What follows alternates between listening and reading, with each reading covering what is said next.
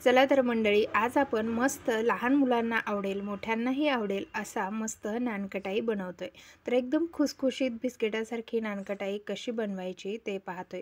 खरंच खूप खुसखुशीत नानकटाई होते बरं का। आणि सांगितलेली पद्धत तर एकदम सोपी आहे आणि अगदी घरात असणाऱ्या अवेलेबल साहित्यापासून होणारी ही नानकटाई आहे। तर आता ही नानकटाई कशी बनवायची ते पाहूया। तर तुम्ही जर चॅनलवरती नवीन असाल तर व्हिडिओला लाईक आणि चॅनलला सबस्क्राईब करायला मात्र विसरू नका। सपोर्टची खूप गरज आहे। तर पहा, इथे आपण एक टोप घेतलेला आहे, त्याचबरोबर एक आपल्याला असं पीटर लागणार आहे। हे नसेल तर तुम्ही हाताने सुद्धा पीठ करू शकता, पण त्याला जरा वेळ जास्त लागतो। तर पहा, इथे अर्धा कप आपण घट्ट तूप घेतलेला आहे। तूप आपल्याला इथे घट्टच लागणार आहे। नानकटाई बनवण्यासाठी तूप अजिबात मेल्ट करून घ्यायचं नाही किंवा मेल्ट असलेलं तूप इथे वापरायचं नाही। तुम्हाला ते घट्ट करून घेण्यासाठी फ्रीजरचा वापर तुम्ही करू शकता। त्यानंतर यामध्ये 1 कप पिठी साखर घालायची आहे। अर्धा कप तुपासाठी 1 कप पिठी साखर घालून घेतली आणि आता याला पीठ करून घ्यायचं। आता तुम्ही जर पीटरने पीठ करताय तर तुम्हाला लय बळतर 1 मिनिट ते 1.5 मिनिटामध्ये पीठ करून होतं। 1.5 मिनिटामध्ये व्यवस्थित पीठ होतं। पण हाताने करत असाल तर कमीत कमी तुम्हाला 4 ते 5 मिनिटासाठी फेटायचं आहे, जोपर्यंत त्याचा कलर जो आहे तो क्रीमी टेक्स्चर येत नाही, पांढरा होत नाही तोपर्यंत। तर आपल्याला इथे इझिली आपलं झालेलं आहे। तर तुम्ही पाहू शकता कलरसुद्धा किती छान आणि फुललंयसुद्धा किती छान। तर परफेक्ट असं आपलं इथे टेक्स्चर तयार झालेलं आहे। आता इथे यामध्ये आपल्याला लागणारे जिन्नस घालायचे, पण त्या अगोदर आपल्याला अशा प्रकारे एक चाळणी लागणार आहे।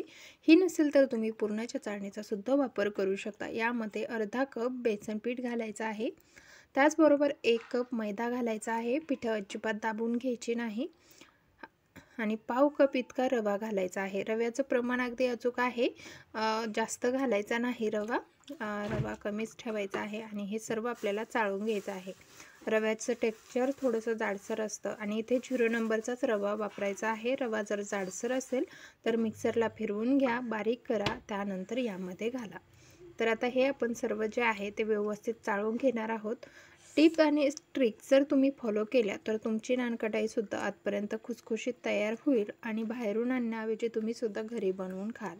तर इथे पाव चमचा आपण इथे बेकिंग सोडा घातलेला आहे, अर्धा चमचा आपण इथे खायचा सोडा घातलेला आहे आणि त्यानंतर इथे आपण एक पाव चमचा इतकी वेलची घातलेली आहे। त्यानंतर चुटकीभर मीठ घालायचं आहे यामध्ये, अगदी चुटकीभरच घातलेला आहे, जास्त घालायचं नाही। आणि आता आपल्याला याला मिक्स करून घ्यायचं आहे।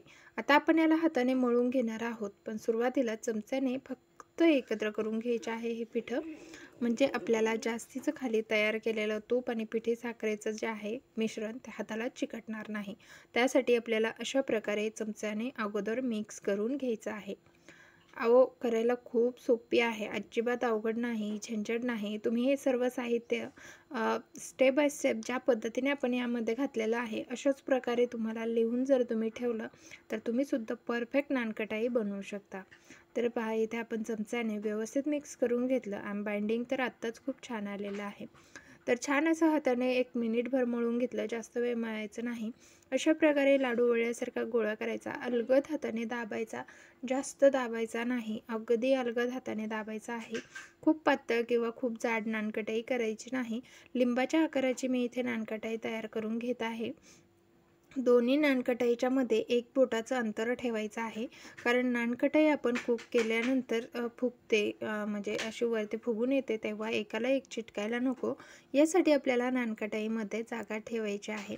आता याला आपण फ्रीजमध्ये ठेवणार आहोत 10 मिनिटासाठी। जिथं बर्फ साठतो तिथं नाही, तर आपण नॉर्मली फ्रीजमध्ये खाली ठेवायचं आहे याला 10 मिनिटासाठी। त्यानंतर दुसऱ्यासुद्धा ताटाला तूप लावून बाकीसुद्धा नानकटाया तयार करून घेतल्या। तर आता ह्या नानकटाईसुद्धा आपल्याला फ्रीजमध्ये ठेवायचे आहे। आता पहिल्याला 10 मिनिटं झाले, मला याला करायला 5-6 मिनिटं लागले। तर आता ही नानकटाई ठेवूया। ती नानकटाई कुक करण्यासाठी इथे आपण म्हणजे प्रीहीट होण्यासाठी कढई ठेवणार आहोत। तर कढईमध्ये वापरलेलंच मीठ घालायचं आहे अशा पद्धतीने, त्यावरती एखादं स्टँड ठेवायचं। तर आता इथे आपण गॅसवरती ठेवलं, प्रीहीट झाल्यानंतर स्टँड मी ठेवणार आहे। तर आता इथे प्रीहीट झालेलं आहे आपली कढई, 10 मिनिटं झालेली आहेत, पाहू शकता। तर आता यावरती एखादं असं स्टँड ठेवायचं. त्यावरती आपल्याला हे नानकटाईचं ताट जे आहे ते ठेवायचं आहे व्यवस्थित मधोमध आणि झाकण ठेवून 10 ते 12 मिनिटं आपल्याला याला कुक होऊ द्यायचं आहे. 10 ते 12 मिनिटामध्ये चेक करा, मस्त नानकटाई तयार होतात. तर व्यवस्थित नानकटाई इथे आपल्या तयार झालेल्या आहेत, पाहू शकता. तर छान असं टेक्स्चर आलेलं आहे. तर आपण ह्या थोड्याशा व्हाईटच ठेवलेल्या आहेत आणि बाकी डार्क करून घेतल्या होत्या. तर तुम्हाला हा व्हिडिओ कसा वाटला कमेंट करून नक्की सांगा. आवडला असेल तर व्हिडिओला लाईक आणि चॅनलला सबस्क्राईब करायला अजिबात विसरू नका. भेटूया नवीन एका रेसिपीसह. तोपर्यंत मस्त खा, मजेत राहा आणि अशाच रेसिपीज पाहत राहा.